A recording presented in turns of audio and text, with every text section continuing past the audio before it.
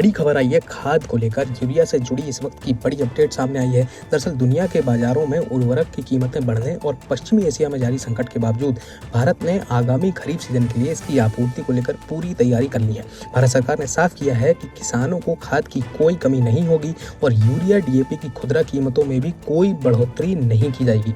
सरकार ने बताया कि इस खरीफ सीजन में भारत करीब 64 लाख टन यूरिया और 19 लाख टन अन्य खाद आयात करेगा। पश्चिम एशिया संकट के कारण अंतर्राष्ट्रीय स्तर पर खादों की कीमतें लगभग दोगुनी हो गई हैं, जिससे आयात पर खर्च खासा बढ़ा है, लेकिन इसका असर किसानों पर नहीं पड़ने दिया जाएगा। सरकार ने इस बात को स्पष्ट किया। उर्वरक विभाग की अतिरिक्त सचिव अपर्णा S. शर्मा ने मंत्रालयों के बीच हुई एक ब्रीफिंग में कहा कि यूरिया और DAP की अधिकतम खुदरा कीमत यानी MRP में कोई भी बदलाव नहीं किया गया है। उन्होंने स्पष्ट शब्दों में कहा कि यूरिया और DAP जैसे उर्वरकों की कीमतों में कोई बदलाव नहीं होगा, ये पहले के तय दामों पर ही उपलब्ध रहेंगे। फिलहाल यूरिया के 45 किलो का बैग 266 रुपए और 50 पैसे में मिल रहा है। DAP के 50 किलो का बैग 1350 रुपए में बेचा जा रहा है। सरकार के अनुसार संकट शुरू होने के बाद अब तक 9.4 लाख टन यूरिया देश में पहुंच चुका है।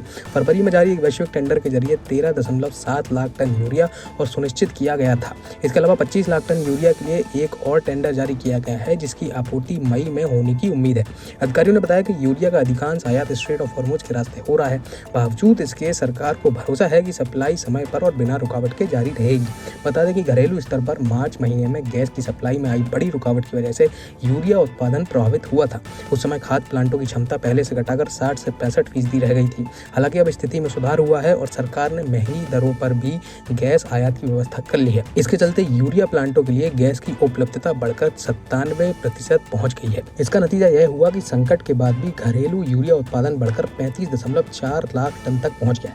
खरीफ सीजन में मांग पूरी करने के लिए सरकार ने 19 लाख टन गैर यूरिया खाद के आयात के लिए भी वैश्विक टेंडर जारी किया है। इसमें 12 lakh ton DAP, 4 lakh ton triple super phosphate यानी TSP खाद और 3 लाख टन अमोनियम सल्फेट शामिल है।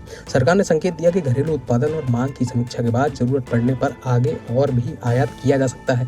खरीफ 2026 सीजन के लिए खादों की कुल जरूरत 390.54 लाख टन आकी गई। इसके मुकाबले 190.21 लाख टन का शुरुआती स्टॉक पहले से ही मौजूद है, जो सीजन की जरूरत का लगभग 49% है। अपर्णा शर्मा ने कहा कि खरीफ सीजन के लिए उर्वरकों की आपूर्ति की स्थिति बेहद मजबूत है। अब तक किसी भी हिस्से से कमी की कोई शिकायत नहीं मिली। उर्वरक विभाग ने दोबारा दोहराया कि देश की उर्वरक सुरक्षा मजबूत, स्थिर और सुव्यवस्थित बनी हुई है। सभी जरूरत के उर्वरकों की उपलब्धता लगातार मांग से अधिक है, जिससे किसानों को खेती के दौरान किसी भी तरह की परेशानी का सामना नहीं करना पड़ेगा।